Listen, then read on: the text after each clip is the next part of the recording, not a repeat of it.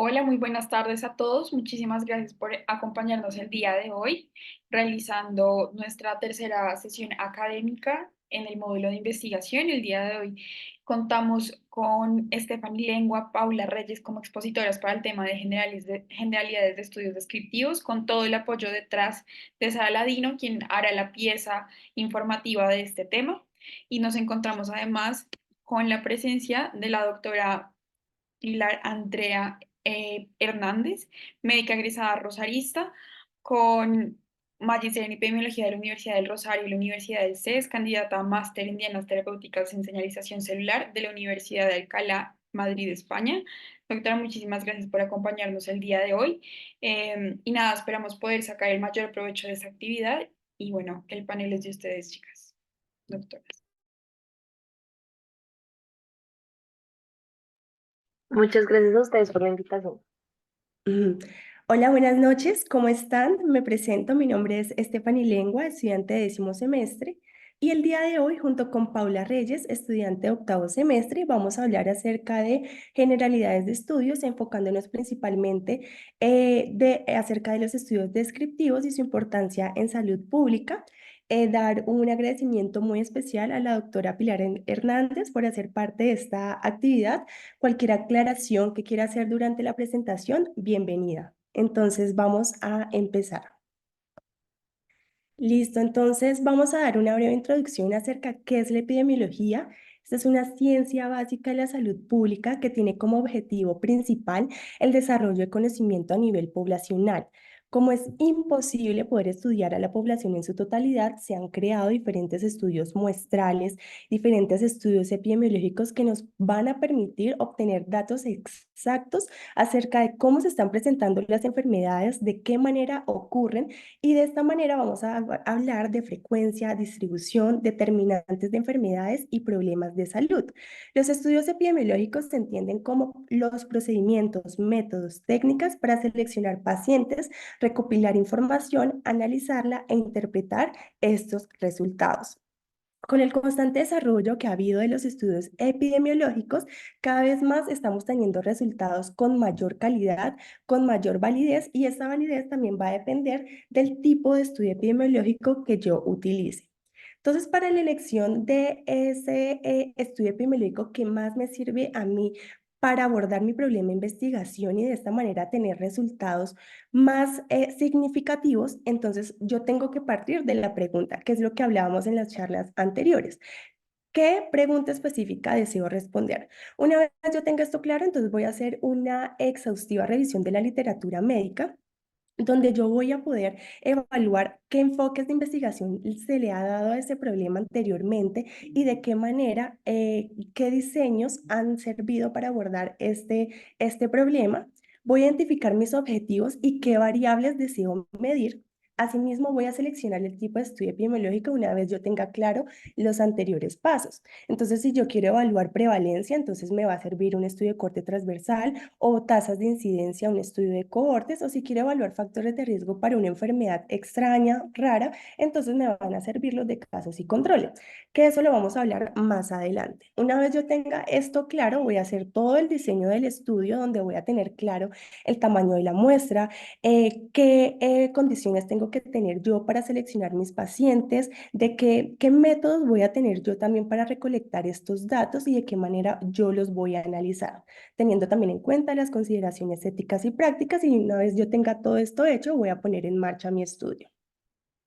Entonces, los tipos de estudios epidemiológicos, como lo vemos en esta gráfica, se dividen de acuerdo a un criterio muy importante, y es la asignación de la exposición, si el investigador o no interviene en él. Es decir, si el investigador interviene en ese factor de riesgo y lo controla. Si sí, vamos a hablar de estudios experimentales, que son muy útiles para evaluar el impacto de alguna intervención o un tratamiento. Posterior a eso, entonces voy a hablar si se hizo una aleatorización para la escogencia de los participantes. Si sí, voy a hablar de un estudio controlado aleatorizado y si no, un estudio controlado no aleatorizado. Esto es muy importante en cuanto al aleatorizado, debido a que de manera aleatoria se eligen los participantes tanto en el grupo control y en el grupo tratamiento, y eso me va a permitir que cualquier resultado que yo obtenga se deba al tratamiento y no a factores de confusión. Esto pues va a aumentar la calidez y la validez de mi estudio. Si mi investigador no asigna la exposición, es decir, no interviene, simplemente observa o mide, entonces voy a hablar de estudios observacionales, que dependiendo si yo tengo un grupo comparador o no, yo voy a hablar de estudios descriptivos, que son los que vamos a hablar el día de hoy, y si sí, son los estudios analíticos, que los podemos dividir en estudios de cohorte, donde yo voy a dividir a mis participantes en función de un factor de riesgo y los voy a seguir en el tiempo a ver si desarrollaron el resultado de interés que yo quiero investigar. Los casos, estudios de casos y controles, donde los casos pues van a ser esos estudios, esos individuos que ya tienen la enfermedad y control los individuos que no tienen la enfermedad, pero me devuelvo en el tiempo para evaluar a qué estuvieron expuestos y de esta manera evaluar si ese factor de riesgo tiene alguna asociación con la enfermedad. Y los estudios de corte transversal, donde yo voy a evaluar exposición y desenlace al mismo tiempo. Estos estudios analíticos y los estudios experimentales son muy importantes a la hora de evaluar relaciones causa-efecto. Entonces, ahora sí nos vamos a enfocar en lo que en la charla de hoy, los estudios descriptivos. Esos estudios descriptivos pues tienen un rol bastante importante dentro de la investigación médica. Suelen ser la primera incursión de enfermedades raras o poco conocidas dentro de la práctica clínica, y se define como aquel preocupado diseñado únicamente para describir la distribución existente de variables sin tener en cuenta hipótesis causales u otras. ¿Esto qué quiere decir? Que simplemente se van a dedicar a observar, a describir, a documentar las características de la población, más no va a establecer relaciones causales. Y esta es una de sus principales limitaciones y es en cuanto a la formulación de hipótesis. Si bien sí me da alguna asociación o relación de que ese factor de riesgo podría ser la causa, sí, asociación más no causalidad. Además de eso, pues tienen alto potencial de sesgo y pues tampoco tienen un grupo comparador. Sus aplicaciones principales es que explican el comportamiento de una enfermedad y su historia natural. Además de eso, podemos conocer la distribución de los eventos en salud y plantean bases para la investigación clínica, terapéutica y preventiva. Como vemos en la imagen de la pirámide de niveles de evidencia, estos hacen parte de la base. Esto quiere decir que tienen muy baja evidencia y por esta razón tienen una mayor magnitud de sesgo. Y sus principales ventajas es que son económicos, eficientes, son un estímulo para la realización de estudios. Esto como no permite formular hipótesis certeras, entonces eso nos permite realizar otro tipo de estudios más complejos, analíticos, aleatorizados, para que de esta manera podamos confirmar nuestra hipótesis de causalidad. Su utilidad es principalmente la identificación de patrones de enfermedad. Entonces, cuando hago estudios de prevalencia y veo que hay un cambio en la prevalencia de una enfermedad, esto me ayuda a detectar rápidamente brotes epidemiológicos muy importantes, sobre todo para las autoridades de salud pública, para que se puedan plantear diferentes estrategias de mitigación de esta enfermedad y se pueda actuar rápidamente. La evaluación de factores de riesgo, planificación de políticas de salud, muy importante también para el tema de asignación de recursos, para programas de prevención, de tratamiento y la evaluación de intervenciones de salud, ya que me permite comparar los datos antes y después de la implementación de este tipo de programas. Es decir, que los estudios descriptivos pues me van a brindar una descripción detallada, sencilla, basada en datos que ya se encuentren disponibles. Y las 5W questions, muy importante, y es que todo estudio descriptivo tiene que responder 5 preguntas muy importantes, donde las variables que tenemos que tener siempre en cuenta es la de persona, tiempo, lugar, a quién vamos a estudiar, qué tipo de población estamos estudiando, qué edad tienen, de qué sexo, qué profesión, qué nivel socioeconómico, cultural tienen, cuál es la condición que estamos estudiando, el por qué no es tan importante en este tipo de estudios, porque como ya dijimos, no establecen relaciones de causalidad, el cuándo, la edad de inicio, la temporalidad y el dónde, si se está presentando más en cierta zona geográfica, en una zona rural, en una zona urbana, también tenemos que tenerlo en cuenta en todo estudio. Bueno, buenas tardes para todos. Mi nombre es Paula Reyes y a continuación, y para seguir con el orden de la charla, les voy a hablar acerca de las variables epidemiológicas. Entonces, ¿por qué es importante hablar de las variables epidemiológicas? En este caso, las variables epidemiológicas tienen una función muy importante que nos va a permitir o nos va a proporcionar información asequible para descomponer la hipótesis planteada en unos elementos más simples.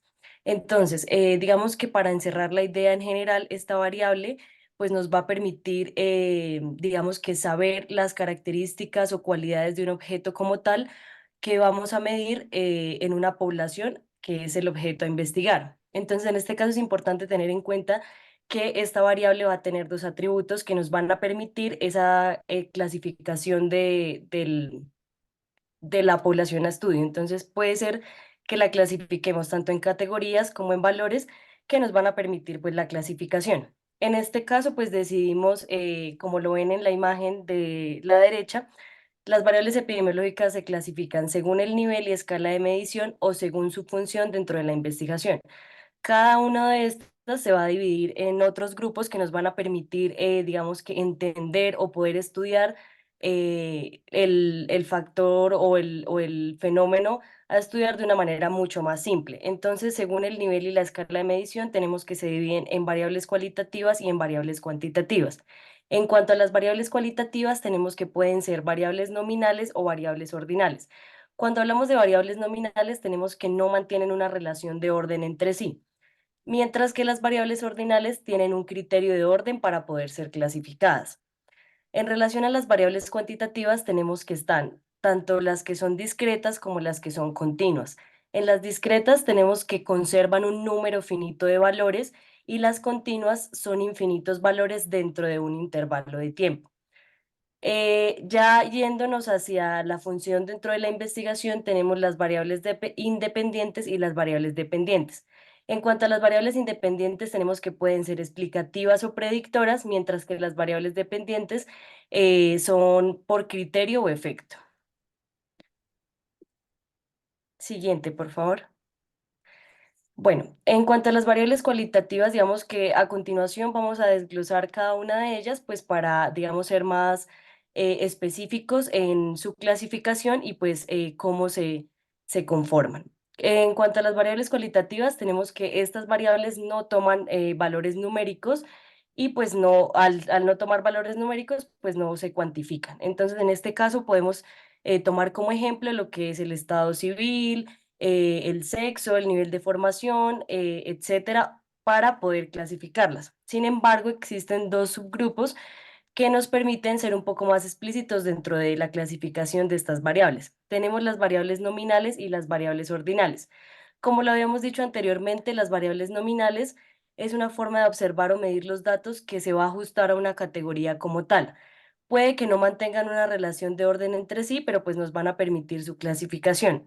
Dentro de estas tenemos lo que es el sexo, los antecedentes patológicos y el RH.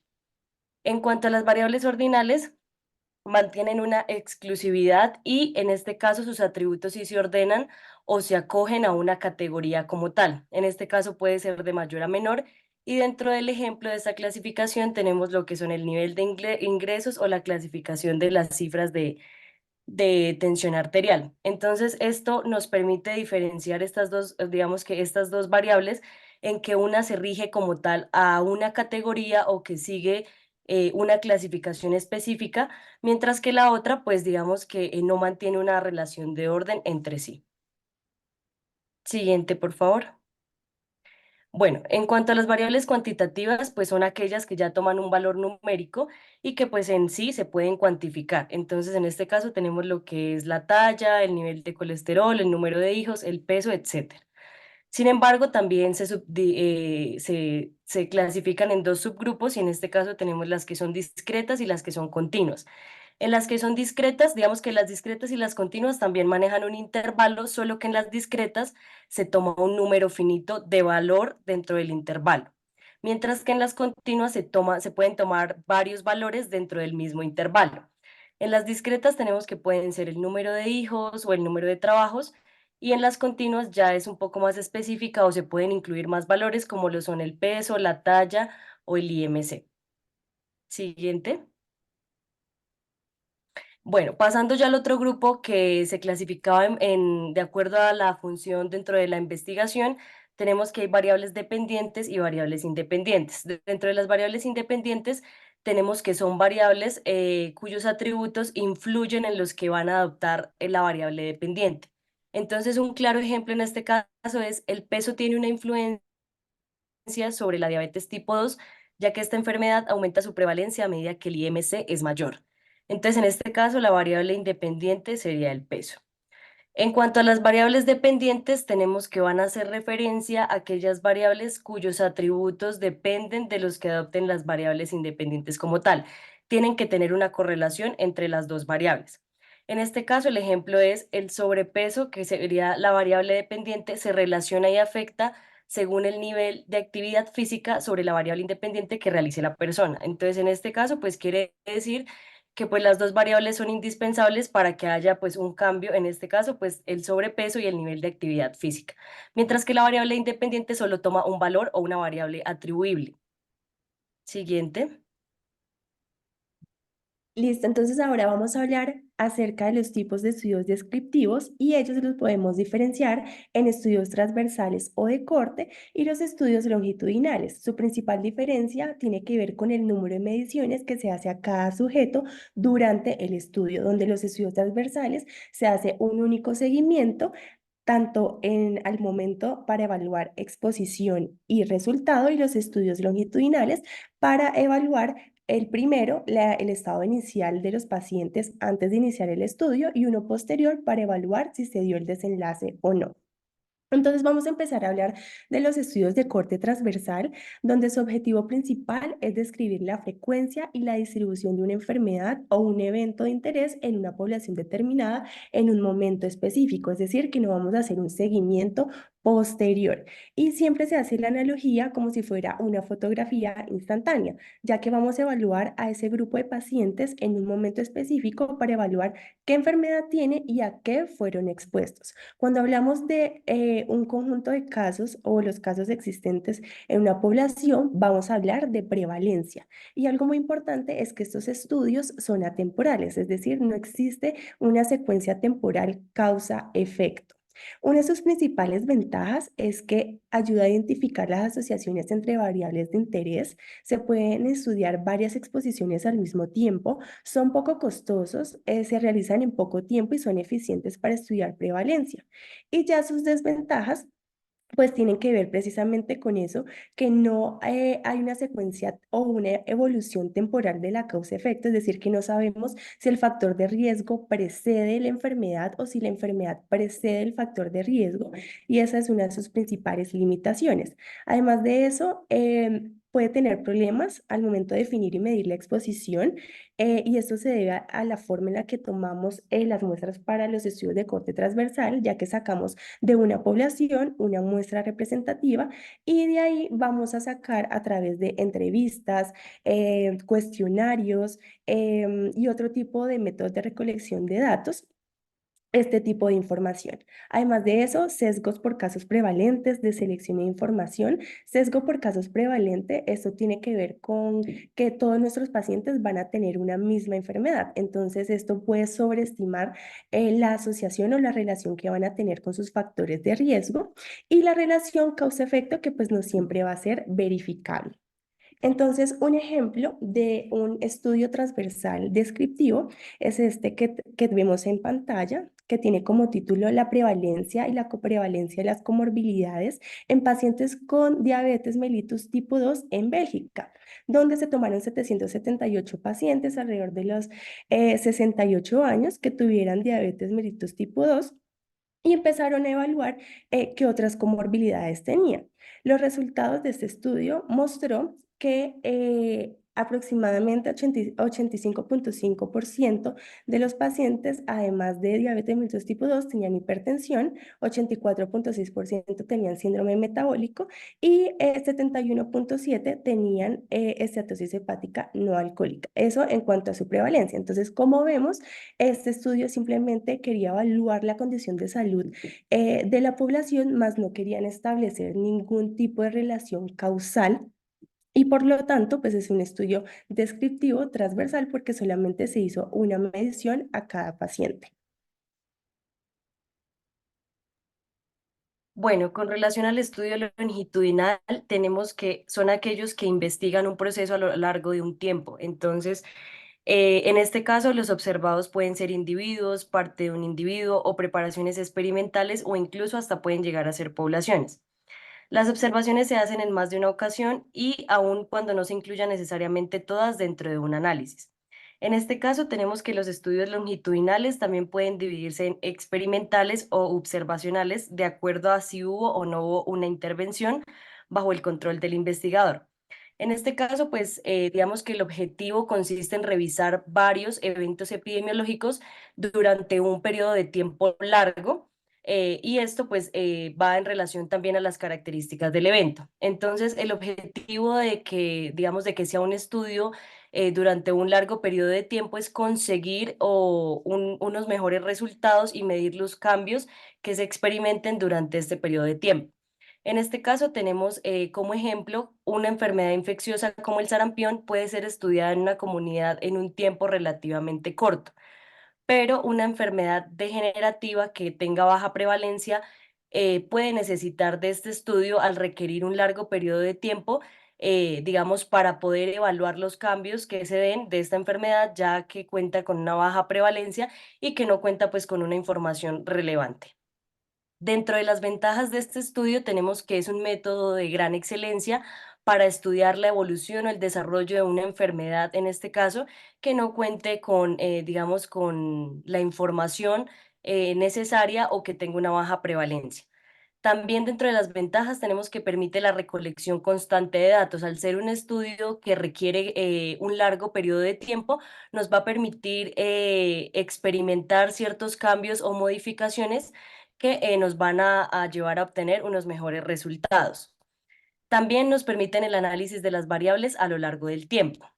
Como desventajas tenemos pues que requiere de un largo tiempo para la obtención de los resultados, lo que muchas veces puede llevar a que se abandonen este tipo de estudios. También este tipo de estudio no puede ser desarrollado con mayor frecuencia ya que requiere de tiempo y pues disposición del investigador para seguir con la secuencia del estudio. También es posible perder el control de la muestra, pues ya que requiere pues de cierto tiempo del investigador para estar pendiente de todo lo que tiene que ver con los cambios y el desarrollo de este estudio. Siguiente. Bueno, en este caso, como ven en pantalla, este es uno de los ejemplos de estudio longitudinal y en este caso tenemos que es un estudio longitudinal de obesidad infantil. Entonces, el objetivo de este estudio es describir las variaciones del sobrepeso y la obesidad, también de determinar su asociación con los factores sociodemográficos y estilos de vida y estimar sus efectos en la salud. Este es un estudio prospectivo de cortes poblacional iniciado en 2012. La corte es dinámica y la muestra basal la forman niños de 4 años de edad con mediciones de seguimiento a los 6, 9, 12 y 14 años de edad.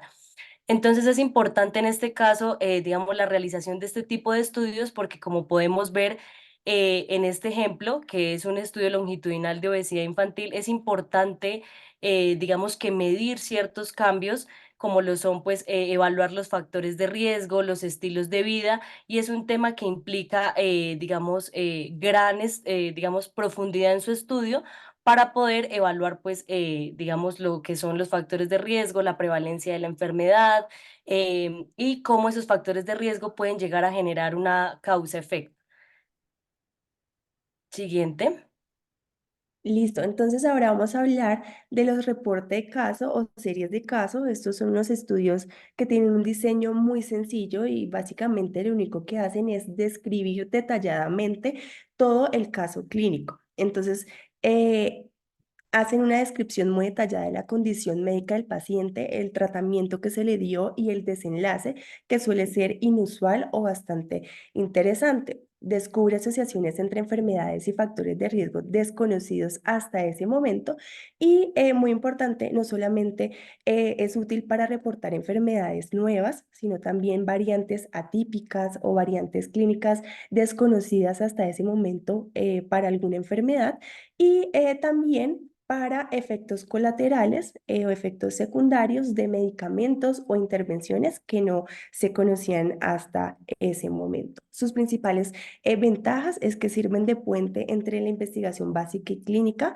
son útiles para generar hipótesis aunque no suelen ser más que todo explicativas, porque como ya lo hemos dicho, estas no suelen ser hipótesis certeras y suelen confirmarse con otro tipo de estudios mucho más complejos. Además de eso, suelen generar estímulo para continuar una línea de investigación y pues son útiles también para la descripción y detección de casos raros. Sus principales desventajas son la falta de generalización debido a que estamos estudiando a un grupo reducido y pequeño de la población. En el caso del reporte de caso es un único individuo y en la serie de casos suelen ser más de dos o más individuos. Y esto hace que sea muy complicado y muy difícil la extrapolación de la información. Además de eso, pues hay una ausencia de grupo en comparación, entonces los resultados suele ser muy difícil diferenciar los que sean precisamente por el tratamiento o que haya sido por coincidencia, los sesgos de selección precisamente por la ausencia de grupo en comparación y porque no se puede generalizar a toda la población y le falta de validez interna por la falta de control de los factores de confusión. Entonces, acá tenemos un ejemplo que yo creo que ya todos o la mayoría lo debemos conocer. En 1981 se publicó en el Centro de Control de Enfermedades de los Estados Unidos un reporte de informes o series de casos donde 5 personas aparecieron con neumonía producida por Pneumocystis carini. Entonces, como vemos, a cada paciente se le hace un recuento detallado, tanto clínico, paraclínico, em, de cada una de sus características clínicas y posteriormente pues se da unos resultados de lo que se pudo encontrar. Entonces se reúne un grupo de personas con un diagnóstico, características similares, en este caso eran hombres alrededor de la tercera década de la vida, que vivían en Los Ángeles, que eran homosexuales y además de eso tenían candidiasis mucosa y algún laboratorio positivo para citomegalovirus. Esto pues fue como el inicio del reconocimiento de lo que en un futuro se iba a conocer como síndrome de inmunodeficiencia adquirida y esto llevó a que se hicieran mayores investigaciones y mayores em, reportes de casos similares para que finalmente se pudiera descubrir una nueva enfermedad y se pudieran crear nuevas intervenciones para abordarla.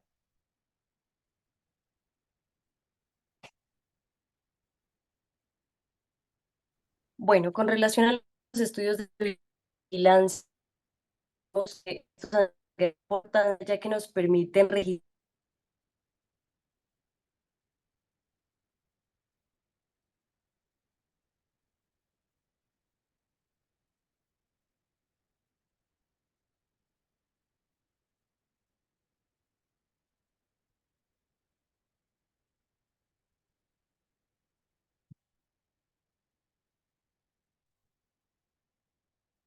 define como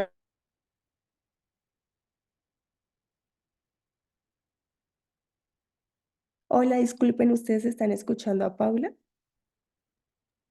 No, yo tampoco lo escucho.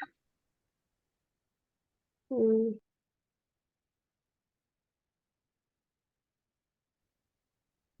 mm. ¿Quieres? Podemos ir avanzando con tu sección y ya cuando Paula recupere su internet continuamos con ella. Ya estamos acabando, vale, ya solo falta ella, la Ah, partida. Sí, está buenísimo. espera, ya se desconectó. No, ahí sigue. ¿Me escuchan? Qué pena es que se salió. Ya ahora sí, dale. Ay, qué pena.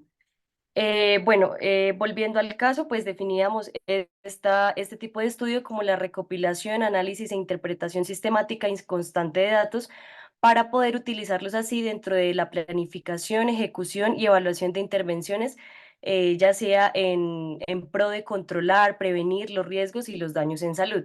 Entonces, en este caso tenemos que estos estudios también se pueden basar en lo que es la vigilancia activa y la vigilancia pasiva. En la vigilancia activa tenemos que esta nos permite, digamos, una búsqueda de casos, pero más que todo se toman es como notificaciones de muertes, mientras que en la vigilancia pasiva ya los datos que nosotros logramos recopilar se dan por canales tradicionales como lo son pues los certificados de defunción. Es importante tener en cuenta que estos tipos de estudio tuvieron gran relevancia y tienen gran relevancia dentro del ámbito de salud, dado que han tenido importantes contribuciones como lo son la erradicación de la viruela. Dentro de las ventajas que tenemos dentro de estos estudios, tenemos que nos permiten detectar cambios agudos en lo que es la ocurrencia y la distribución de distintos tipos de enfermedades. También nos permite identificar, cuantificar y monitorear así las tendencias y patrones de un proceso de salud y enfermedad que se está llevando. También nos permite observar los cambios en patrones de ocurrencia de agente y huésped para la presencia o no de un agente infeccioso de enfermedad. Dentro de las desventajas tenemos que este tipo de estudios pueden llegar a ser largos e implicar altos costos. Estos no permiten estimar la frecuencia de la ocurrencia descriptiva y pueden ser susceptibles a presentar sesgos y factores de confusión. Siguiente. Bueno, con relación a los estudios ecológicos, estos estudios también son de gran importancia, pero la diferencia que tienen estos estudios con los que ya hemos expuesto anteriormente es que comparan grandes grupos de estudios por no decir todo específico o al individuo como tal para determinar el cáncer. En este caso se toma una población en general, principalmente por ser uno de los diseños de estudios sencillos y que se emplea frecuentemente en la descripción de salud o en la investigación de nuevas exposiciones en una población humana en general. En este caso, pues digamos que la limitación, o sea, o tiene una limitación en sus mediciones que puede llegar a que se presenten susceptibles sesgos que los estudios que se basan solamente en hacer una observación individual. Dentro de las ventajas tenemos que pues este nos permite estudiar una gran población o grupos poblacionales. Estos son fáciles de realizar, aumentan el poder estadístico, aumentan la variabilidad en la exposición y se puede utilizar información de estadística vital. En cuanto a las desventajas, tenemos que no se tiene información del individuo como tal, sino pues ya es algo más generalizado. Entonces, en este caso no se puede ajustar por diferencias a nivel individual y no se tiene información sobre factores de confusión. Siguiente, por favor. Bueno, en este caso, acá tenemos un ejemplo de lo que es un estudio ecológico y que lleva como nombre un estudio ecológico sobre tuberculosis en un municipio de Cuba. En este caso, pues se aplica un estudio ecológico que permite analizar la incidencia de tuberculosis en el municipio mariano de la provincia Ciudad de La Habana de la República de Cuba en el periodo de 1995 al 2000. En este caso se realiza una caracterización de tal incidencia en la que se identifican patrones de distribución especial y se determina la relación existente entre los niveles de incidencia de tuberculosis y los factores del medio ambiente socioeconómico. Entonces, en este caso, este estudio pues, nos permite ver la relación o la incidencia que está teniendo la enfermedad, en este caso la tuberculosis, en un municipio, que sería pues la población en general, y los factores de riesgo, que en este caso son los factores medioambientales que pueden llevar a que, digamos, haya una alta prevalencia de la enfermedad. Siguiente. Bueno, aquí como pequeño análisis de todo lo que tiene que ver con los estudios descriptivos, tenemos como objetivo principal que la investigación descriptiva, como primer nivel en el enfoque cuantitativo, inicia con el tratamiento de las variables para caracterizarlas efectivamente y dilucidar su comportamiento en el escenario de estudio bajo condiciones específicas. Como su nombre lo dice, pues al ser un estudio descriptivo, tiene muy en cuenta todo lo que tiene que ver con las características de la población que nos permiten tener como base digamos, de estudio para poder de ahí en adelante realizar un análisis y pues que se dé un desenlace del estudio como tal. Tenemos que estos son estudios fáciles de ejecutar, pues no todos cuentan con altos costos, nos permiten valorar el estado de salud de una comunidad y así, digamos que teniendo estos datos, podemos determinar las necesidades que tiene como tal la población a estudiar. Permite también conocer la prevalencia de la enfermedad y los factores de riesgo. Esto es muy importante porque de forma simultánea, aparte de, digamos que de saber la incidencia o la prevalencia de la enfermedad en una comunidad en específico, podemos identificar los factores de riesgo y cómo estos factores de riesgo nos pueden llegar a generar una causa-efecto. Los estudios descriptivos aportan indicios que contribuyen a generar una hipótesis sobre acciones en factores de exposición o agentes causales.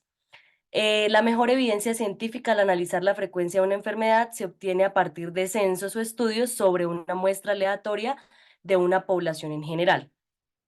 En cuanto a los estudios ecológicos, que me pareció muy importante, es que tienen la posibilidad de realizar un análisis de toda una población y esto hace que sean más útiles en el estudio de enfermedades raras o neurodegenerativas. En los estudios transversales tenemos que son importantes o cuentan con bases importantes para poder de ahí en adelante formular una hipótesis sobre causalidad. Siguiente. Bueno, ya para terminar y un poco para tener el contexto de lo que hablamos anteriormente, vamos a, digamos que vamos a clasificar los estudios descriptivos y analíticos para realizar una comparación de estos dos estudios. Entonces, en cuanto a los estudios descriptivos, tenemos que es una fuente hipotética de utilidad para el estudio analítico. Entonces, digamos que los estudios descriptivos cuentan como base digamos, o son de gran utilidad para de ahí en adelante poder hacer un buen estudio analítico. ¿Por qué? Porque si el estudio descriptivo se basa, digamos que en mirar las características de una población y de ahí en adelante, pues digamos que si contamos con las características de la población, podemos, digamos, llegar a analizar lo que son pues las características, las cualidades, los factores de riesgo y de ahí en adelante pues digamos que mirar el desenlace ya sea de una enfermedad o de la población a estudio. Son de gran utilidad para la repercusión de fenómenos remitentes. También tienen factores asociados al problema junto con su magnitud y en el caso de los estudios descriptivos, el investigador se limita más que todo a medir la presencia, características, cualidades o distribución de un fenómeno dentro de la población de estudio. También se caracterizan principalmente porque se limitan a dilucidar o dibujar el fenómeno estudiado sin pretender establecer una relación causal. En este caso, pues se miran las características de la población, las condiciones de salud y vida de la población y tienen que ver mucho lo que son los eventos epidemiológicos, sociológicos o educacionales. En cuanto a los estudios analíticos, tenemos que estos nos van a permitir una mayor evidencia científica del fenómeno estudiado. Es un estudio más completo, pero que requiere de una buena base del estudio descriptivo. Los estudios dan pruebas diagnósticas del fenómeno. Estos poseen un grupo comparativo que se da con el objetivo de dar a conocer el efecto que puede tener el fenómeno estudiado. En este caso del estudio analítico, tenemos que el investigador pretende relacionar el factor de riesgo o el agente causal con un determinado efecto. O sea, yo identifico el factor de riesgo, digamos, para que se presente cierto tipo de enfermedad y cómo ese factor de riesgo, si no lo logro controlar, me puede llegar a generar un efecto o causa. También este estudio analítico se caracteriza principalmente porque pretende o busca descubrir una hipotética relación entre el factor de riesgo y el determinado efecto. En este caso también hay mucha relación de variables porque, pues, como su nombre lo dice, permite analizar, digamos, esos factores de riesgo, esas causalidades para evitar, pues, digamos, un desenlace fatal en este caso. También tenemos que tienen aspectos que tienen más influencia en el fenómeno que se aplica. Y en este caso, también evaluar lo que es el riesgo ante la presencia de un fenómeno. Por último, es importante mencionar que la tasa de incidencia se utiliza principalmente en los estudios analíticos, especialmente en lo que son estudios de corte, ensayos clínicos, y estos nos van a permitir o representan la velocidad a la que ocurren nuevos casos de una enfermedad en una población durante un periodo de tiempo que, pues digamos, va a estar ya determinado. La prevalencia se utiliza más comúnmente en estudios descriptivos para caracterizar la carga total de una enfermedad en una población y en un momento dado. Bueno, eso es todo. Entonces espero que pues haya sido una charla bastante nutrida para todos y que hayamos sido muy claras. Muchas gracias. Muchísimas gracias a las dos, en verdad. Excelente presentación. No sé si la doctora nos quisiera dar un aporte en su experiencia sobre este tipo de estudios o sobre la presentación en general. Claro que sí, vale, no, pues primero felicitarlas porque siento que fueron muy claras y siempre, pues en los semilleros de investigación, cuando yo revisaba estos temas y cuando yo era estudiante los revisaba, creo que siempre había una confusión de especificar, por ejemplo, los estudios descriptivos versus otro tipo de clasificaciones. Entonces, cuando ustedes me mandaron la presentación, me pareció súper curioso que ustedes ya habían metido los estudios longitudinales, los ecológicos, porque siento que vemos los estudios longitudinales. No sé si te puedas devolver, Estefi o Pau, a la diapositiva que tienes como de la clasificación grande, o sea, el mapita grande que antes. Uno siempre pues definía bueno, primero está claro definir que en un estudio cuantitativo tenemos que ver si hay intervención o no, que digamos que eso es lo que tenemos que comenzar y es lo fácil, digamos, en definir y no hay oscuros ni grises en eso. O sea, para tú definir un estudio, si es experimental o observacional, es lo único que nunca vas a dudar a clasificar un estudio. Pero ya cuando nos metemos dentro de los estudios observacionales, ya la cosa se pone diferente. O sea, digamos que en los clínicos, en los estudios clínicos es un poco más fácil porque a nosotros los médicos y más que pues ustedes que son pues la mayoría les gusta la clínica específicamente y más medicina interna, pues sí o sí nos tiene que interesar la investigación porque básicamente en el día a día vamos a decidir qué hacer con un paciente con la evidencia y tenemos que escoger la mejor evidencia y qué tipo de evidencia estamos revisando, ¿no? Y no siempre tenemos ensayos clínicos para las preguntas que nos hacemos en la clínica, porque no siempre es ético, no siempre tenemos los pacientes y no siempre tenemos el dinero. Entonces, sí o sí, los estudios observacionales son importantísimos a la hora de tomar una decisión en la clínica.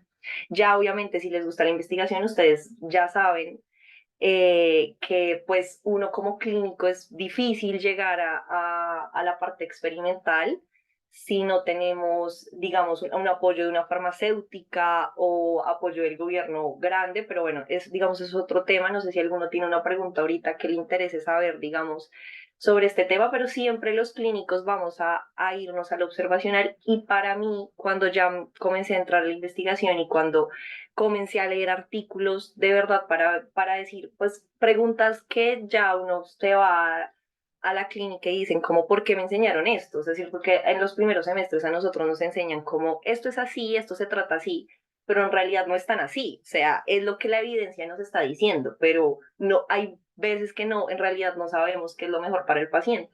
Entonces, cuando vamos a ver la evidencia, vemos que esta clasificación a veces no es tan clara.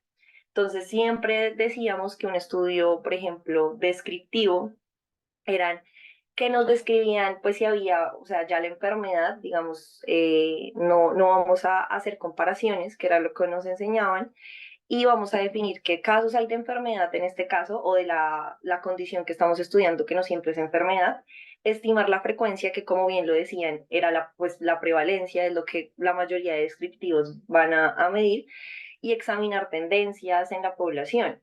Pero en realidad, por ejemplo, cuando hablamos de longitudinal, entonces, ¿cómo yo diferencio un estudio longitudinal, que acá nombraron un ejemplo, con un estudio de cohorte, por ejemplo? Entonces, no sé si alguien quiera contestar eso, como, porque un estudio longitudinal puede ser un estudio descriptivo, pero no una cohorte, que ya nos iríamos al estudio, a los estudios analíticos.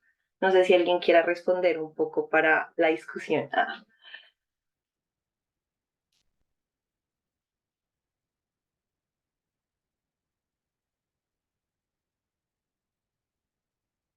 Puede ser Pau, Steffi o las que quieran. Amparo levantó la mano. Ay, perdón, es que no estoy viendo las manos levantadas. Pero bueno, Ok.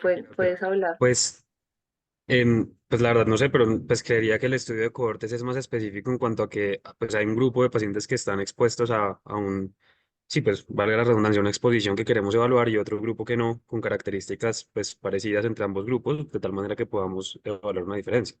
Más el Ujú. longitudinal, pues no necesariamente tiene esa característica.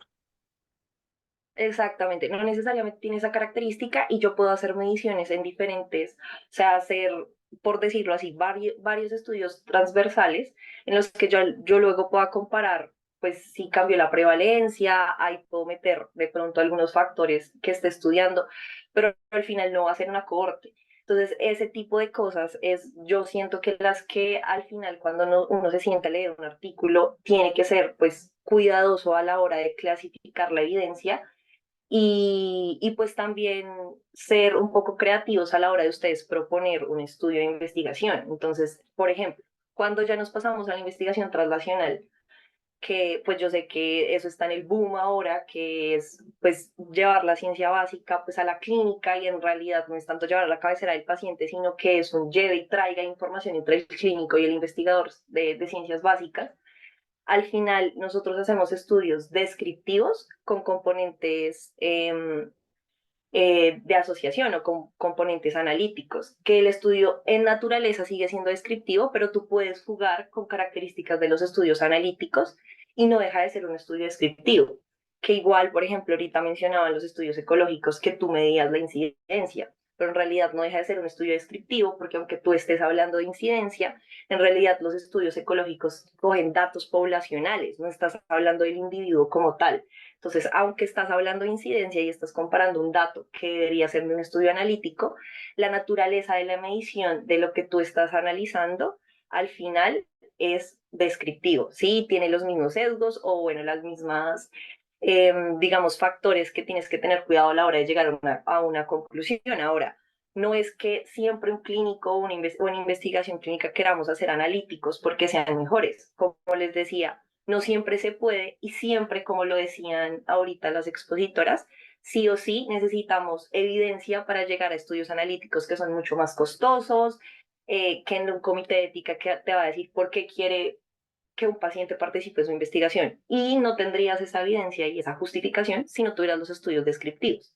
Entonces, pues no sé si alguien tiene alguna pregunta, pero sí me parecía como muy importante poner como eso sobre la mesa y que aunque la clasificación es muy clara, sí pueden haber algunos matices y incluso a veces hemos llegado a leer artículos donde no se sabe qué tipo de estudio es dentro de los estudios observacionales, porque juegan con muchas, digamos, aspectos de los descriptivos y analíticos, de estadística básicamente, que tú al final, si, o sea, si eres un clínico muy exhaustivo, dices como, bueno, no sé qué tipo de evidencia es, pero sé que tomaron de los dos, digamos, de los dos tipos de estudios para llegar a una conclusión.